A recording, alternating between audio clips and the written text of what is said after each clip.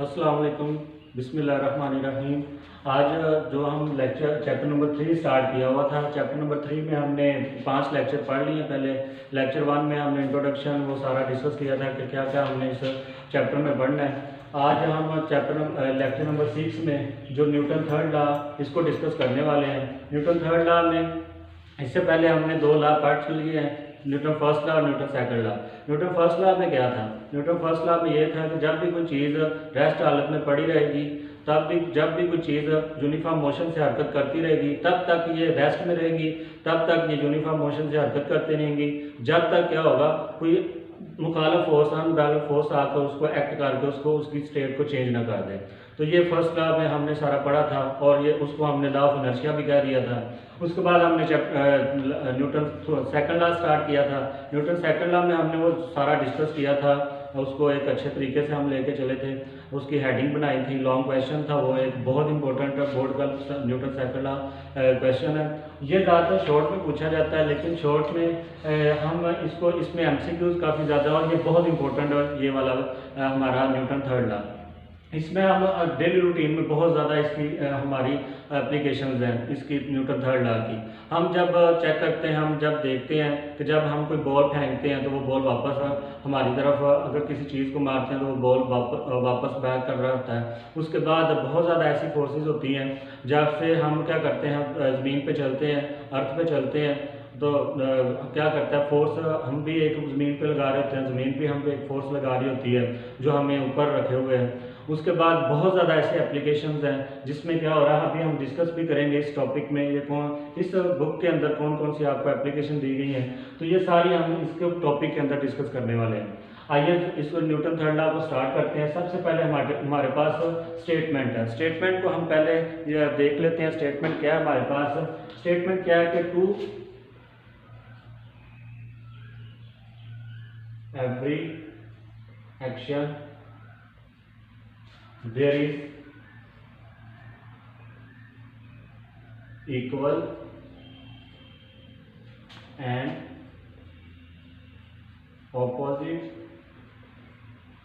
reaction।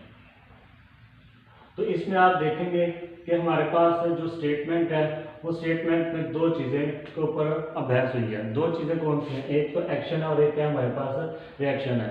तो मैं यही आपको बता रहा था कि जब भी हम कोई बॉल को हम किसी दीवार के साथ मारते हैं तो हम क्या करते हैं, दीवार के ऊपर जो हम फोर्स लगा रहे होते हैं वो होती है हमारी एक्शन फोर्स, और दीवार बदले में जो बॉल के ऊपर लगा रही होती है वो कौन सी होती है? रिएक्शन फोर्स होती है। इसको मज़ीद आगे समझते हैं, आगे देखते हैं। हमारे पास एक्सप्लेनेशन इसको हम दोबारा डिस्कस करेंगे, दोबारा देखेंगे इन सारे टॉपिक के पास।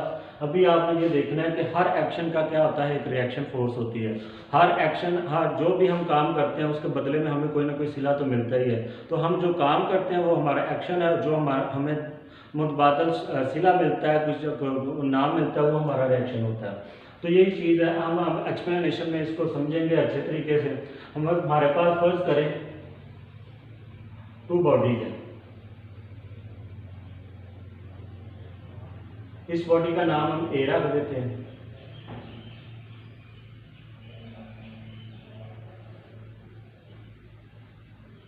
और इस बॉडी का हम नाम बी रख देते हैं। अब क्या होता है कि जब ये फोर्स, ये ए वाली बॉडी जो होगी इसके ऊपर एक फोर्स लगाएगी, ठीक है, बी वाली बॉडी पे, और बी वाली बॉडी भी क्या करेगी, इसके ऊपर एक फोर्स लगाएगी। मतलब साफ समझ लें कि रेसलिंग हो रही है, तो ये इसका नाम अगर आप जॉन सीना रख दें, इसका नाम बिग शो रख दें, तो ये दोनों बॉडीज आपस में क्या कर रही हैं, तो एक दूसरे को फोर्स लगा रही हैं। तो जब ए बॉडी ने इसके ऊपर फोर्स लगाई तो इस वाली फोर्स को क्या कहेंगे? Action force. क्या कहेंगे? Action force. और जब बी वाली इसके ऊपर लगाएगी तो ये कौन वाली फोर्स होगी? रिएक्शन फोर्स होगी। कौन सी फोर्स होगी? रिएक्शन फोर्स होगी। तो ये हमने इधर से समझ लिया कि एक्सप्लेनेशन में आपने यही बताना है, consider a two bodies A and B, then A act on a B and B मतलब रिएक्ट करती है इसके ऊपर दोबारा ए पे। तो ये क्या करते हैं, जब ए इसके ऊपर लगाएगी force, A the force act on B from A, तो ये एक्शन वाली फोर्स होगी। और जब बी इसके मुतबादल एक फोर्स लगाएगा तो वो उसे क्या कहेंगे? रिएक्शन फोर्स कहेंगे। ठीक है, तो ये एक्सप्लेनेशन में आपने ये सारा डिस्कस करना है। उसके बाद आपने नोट में एक बात याद रखनी है कि जब भी एक्शन और रिएक्शन फोर्स होगी, एक्शन और रिएक्शन फोर्स हमेशा क्या होता है, डिफरेंट बॉडीज पे अप्लाई होता है। देखिए ये बी है और ये ए है, तो ये क्या है, डिफरेंट बॉडीज हैं। क्या है, डिफरेंट बॉडीज हैं।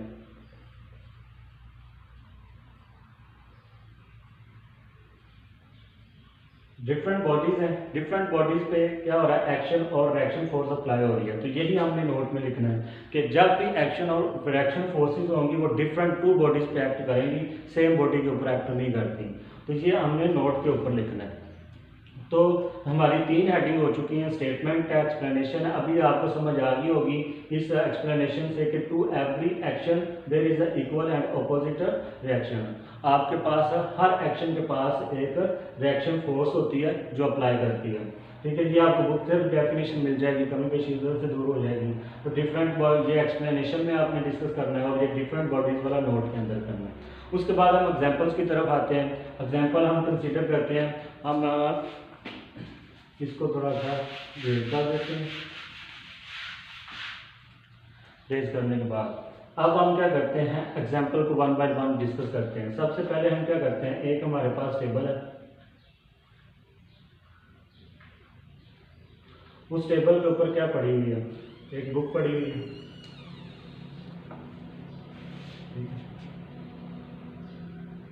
ये वाली बुक जो है इसके ऊपर क्या टेबल है और एक हमारे पास बुक है।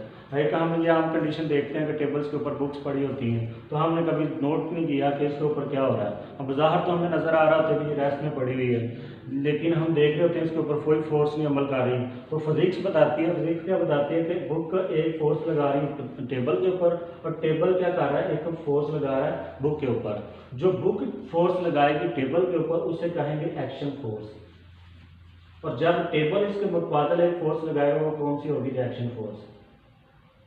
बुक का कौन सा वेट है और टेबल का क्या रिएक्शन फोर्स है जो उसके मुखालिफ लगाएगी। इसी वजन के मुखालिफ जितना इसका वजन होगा, जितना इसका वेट होगा, उतना ही ये लगाएगा, इक्वल होगा। एक्शन और रिएक्शन क्या होगा, इक्वल होगा, इसलिए तो ये रेस्ट में पड़ी हुई है। अगर रिएक्शन ज़्यादा होता तो ये बुक ऊपर को जंप कर जाती, या ये अगर एक्शन फोर्स ज़्यादा होती तो ये टेबल को तोड़ के नीचे चली जाती। तो ये एक्शन और रिएक्शन फोर्स क्या होती है, इक्वल फोर्सेज होती हैं। ये इधर हमने देखा भी स्टेटमेंट के अंदर, और लेकिन ऑपोजिट डायरेक्शन में होती है। ऑपोजिट का मतलब क्या है, एक्शन फोर्स क्या कर रही है, नीचे को अमल कर रही है, और रिएक्शन फोर्स क्या कर रही है, ऊपर को अमल कर रही है। तो ये डिफरेंट है। हमने इसको एग्जांपल को अच्छे तरीके से डिस्कस कर लिया कि एक book line on a table is the example of Newton third law of motion. तो हम दूसरी एग्जांपल को डिस्कस करते हैं। दूसरी एग्जांपल में क्या है, इधर ही हम कर लेते हैं। दूसरी एग्जांपल में क्या है, बलून वाली एग्जांपल है। तो आपने कभी देखा होगा या बचपन में आप यही करते होंगे या अभी भी करते होंगे कि आपने बलून को लिया और उसमें हवा भरी और उसको छोड़ा। तो इसमें भी क्या हो रहा है, न्यूटन थर्ड लॉ ही अप्लाई हो रहा है। वो कैसे हो रहा है ये देखते हैं। एक हमारे पास बलून है अच्छा सा, ठीक है, ये पुराने ज़माने का बलून बन गया हमारे पास, ठीक है। इसके अंदर हमने क्या किया, हवा भरी और ये फूल गया। तो जब हमने इसको छोड़ा तो क्या हुआ कि एक फोर्स, दो फोर्सेस एक्ट कर रही हैं। बाहर तो हम नहीं देखते, हम अंदाजी नहीं करते, ना गौर करते हैं, हम देखते हैं बस गुब्बारा उड़ रहा है, ठीक है। तो हम देखेंगे इसके ऊपर कौन सी फोर्सेस अप्लाई हो रही हैं। एक हमारे पास देखेंगे बलून ऊपर को जा रहा होता है, और एक इसको अगर देखें तो इसमें से हवा बाहर आ रही होती है। और जब ये जो बलून होगा, जब हवा के ऊपर एक्ट करेगा तो वो एक्शन फोर्स होगी। वो कौन सी होगी, एक्शन फोर्स होगी। बाहर एयर है, और जब एयर क्या करेगी, बदले में इसको रिएक्शन फोर्स देगी। इधर भी देख लें आप, वही स्टेटमेंट है। इधर भी देखें कि हर एक्शन का एक क्या होता है, रिएक्शन होता है। देखें एक्शन नीचे की तरफ मूव कर रहा है, रिएक्शन ऊपर की तरफ मूव कर रहा है। तो अब ये दोनों क्या है, इक्वल है। दोनों क्या है, इक्वल है। एक्शन और रिएक्शन दोनों इक्वल है, लेकिन ऑपोजिट डायरेक्शन में। देखें आप, बलून की जो अंदर की हवा है वो इसके ऊपर क्या कर रही है, बाहर वाली हवा के ऊपर एक्शन कर रही है, और बाहर वाली हवा अंदर वाली हवा को क्या कर रही है, बलून को रिएक्शन फोर्स दे रही है। तो क्या है, ऑपोजिट डायरेक्शन है। एक्शन बाहर की तरफ, रिएक्शन अंदर की तरफ। तो ये भी हमने एग्जांपल डिस्कस कर ली। उसके बाद हम देखते हैं कि अब कभी भी आपने टीवी में या किसी मूवी में या किसी ड्रामे में आपने देखा होगा रॉकेट लॉन्चिंग कैसे हो रही होती है। जब रॉकेट लॉन्च हो रहा होता है तो इसको हम थोड़ा सा देखते हैं, इधर रॉकेट लॉन्च की योजना होती है। हम एक रॉकेट लॉन्च करने लगे इधर, उस रॉकेट का हम नाम रख देते हैं गौरी। वैसे पाकिस्तान का एक गौरी रॉकेट है, ठीक है। ये क्या होती है, अंदर से गैसेस निकल रही होती हैं, ठीक है। इधर पाक लिखते हैं, जो पाकिस्तान का है जी। तो ये क्या हो रहा है कि नीचे से गैसेस बाहर निकल रही है और रॉकेट ऊपर की तरफ जा रहा होता है। तो ये जो रॉकेट होगा, ये जो गैसेस होंगी, गैसेस और रॉकेट का आपस में वो न्यूटन थर्ड लॉ अप्लाई होने लगा है। देखें कोई भी चीज़ देखें, इतनी ज़्यादा एप्लीकेशन है, रॉकेट तक को भी न्यूटन लॉ ने नहीं छोड़ा। तो न्यूटन लॉ इस पे भी अप्लाई हो रहा है। देखें जब रॉकेट गैसेस के ऊपर फोर्स अप्लाई करेगा और गैसेस क्या करेंगे, बदले में इसके ऊपर फोर्स अप्लाई करेंगी, तो ये जो फोर्स लगेगी वो एक्शन फोर्स होगी, और ये कौन सी होगी, रिएक्शन फोर्स होगी। देखें जब एक्शन फोर्स भी और रिएक्शन फोर्स दोनों अपोजिट डायरेक्शन में है, तो स्टेटमेंट अभी भी क्लियर है। तो ये तीनों आपने तीनों एग्जांपल्स में यही पढ़ना है कि एक्शन और रिएक्शन होते हैं, दोनों इक्वल होते हैं, दोनों अपोजिट डायरेक्शन में होते हैं। ये हमारी डेली रूटीन की एग्जांपल्स थी, ये हमने सारा डिस्कस किया। अब हम इसको टॉपिक को थोड़ा सा समराइज कर लेते हैं। इसमें हमने क्या क्या पढ़ा बच्चों, अभी हमने इस न्यूटन थर्ड लॉ को हमने डिस्कस किया, जो हमारा आर्टिकल था आज का लेक्चर नंबर 6 का। लेक्चर नंबर 6 में हमने न्यूटन थर्ड लॉ की ये 4 हेडिंग पढ़ी है। इसमें स्टेटमेंट, एग्जाम्पल, नोट और हमारा एक्सप्लेनेशन है। अब स्टेटमेंट में आपने ये स्टेटमेंट लिखनी है कि हर एक्शन का एक रिएक्शन होता है, वो इक्वल होता है और अपोजिट होता है। ये वाली बात इधर आपने स्टेटमेंट में लिखनी है। उसके बाद एक्सप्लेनेशन, एक्सप्लेनेशन में आपने फर्ज करना, कंसीडर करना 2 बॉडीज़ हैं, एक हमारे पास ए बॉडी और एक हमारे पास बी बॉडी है। तो वो दोनों आपस में एक दूसरे के ऊपर फोर्स लगा रही हैं, तो आपने एक्शन और रिएक्शन का कंसेप्ट इधर एक्सप्लेनेशन में देना है। उसके बाद नोट है, नोट में आपने क्या करना है कि जब भी एक्शन और रिएक्शन होगा तो डिफरेंट बॉडीज़ के ऊपर होगा। देखें हमने बुक वाली एग्जांपल पढ़ी, तो एक्शन कौन लगा रहा है, बुक लगा रही है, और रिएक्शन फोर्स कौन लगा रहा है, वो टेबल लगा रहा होता है। तो डिफरेंट बॉडीज़ हैं, ये तो नहीं है कि बुक ही एक्शन फोर्स लगा रही है और बुक ही रिएक्शन फोर्स लगा रही है, नहीं जी, 2 डिफरेंट बॉडीज़ आपने इस नोट में लिखना है। उसके बाद एग्जांपल हमने एक एक करके डिस्कस की। बुक वाली एग्जांपल किया, book lying on a table, balloon है, balloon fly on in air, and rocket है, रॉकेट की हमने की कि रॉकेट लॉन्चिंग में कैसे न्यूटन थर्ड लॉ अप्लाई होता है। आज के लिए बस इतना ही, मिलते हैं अगले लेक्चर में, तब तक के लिए अल्लाह हाफिज़।